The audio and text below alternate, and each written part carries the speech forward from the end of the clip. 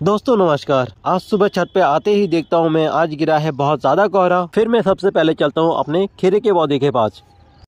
दोस्तों मेरे सभी खीरे के पौधे अब बहुत ज़्यादा बड़े हो गए हैं। इनके सपोर्ट के लिए जो मैंने लगाए थे बैम्बू स्टिक, ये बैम्बू स्टिक से भी अब काफ़ी लंबे हो चुके हैं, जैसा कि आप देख सकते हैं। तो अब मैं अपने खीरे के पौधों को सपोर्ट देने के लिए करने वाला हूँ एक जुगाड़। तो उसके लिए आप बने रहिए, मैं आपको दिखाता रहूँगा स्टेप बाय स्टेप। तो दोस्तों यदि आपने मेरा वीडियो लाइक और चैनल को सब्सक्राइब नहीं किया है तो कर लीजिए, क्योंकि मैं आपको देता रहूँगा अपने सब्जियों का डेली अपडेट। और दोस्तों मैंने जो ये खीरे के पौधे लगाए हैं, इनकी हाइट मैक्सिमम 5.5 से 6 फीट ही होगी, इससे ज़्यादा ये नहीं होगी। मैं उसी हिसाब से इसके हाइट पे लगाने वाला हूँ नेट।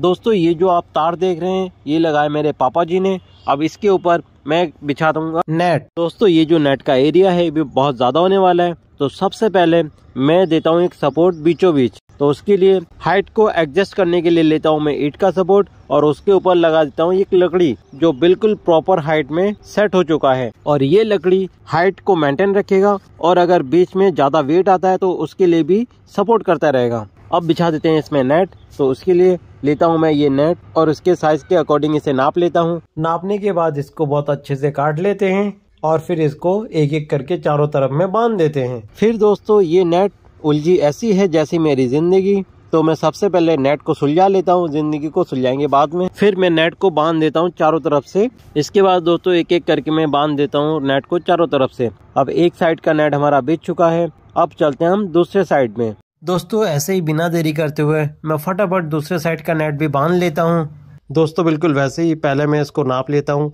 नापने के बाद इसको फैला देता हूँ ऊपर से। उसके बाद मैं इसको बहुत अच्छे से फैलाने के बाद फिर मैं इसके साइज के अकॉर्डिंग इसे बांध देता हूँ बहुत अच्छे से दोनों साइड से। फिर मैं इसके साइज के अकॉर्डिंग इसको मैं काट देता हूँ। अब देंगे इसमें फिनिशिंग। तो नेट को अच्छे से टाइट करके चारों तरफ से बहुत अच्छे से बांध देता हूँ मैं। तो दोस्तों बिल्कुल ऐसे ही मैंने एक एक करके चारों तरफ से बहुत अच्छे से टाइट से बांध दिया है मैंने नेट को। अब इसके बाद चलते हैं अपने खीरे के पौधों के पास। इन सभी पौधों में अब देना होगा मुझे सपोर्ट। उसके लिए लेता हूँ मैं ये रस्सी को नेट में बांध के खीरे के पौधों से फिरो के फिर मैं खीरों के जड़ों में इसको बांध देता हूँ। इससे सभी खीरों के पौधों में बहुत अच्छी सपोर्ट बनी रहेगी और खीरों की पकड़ भी बहुत अच्छी रहेगी नेट के साथ।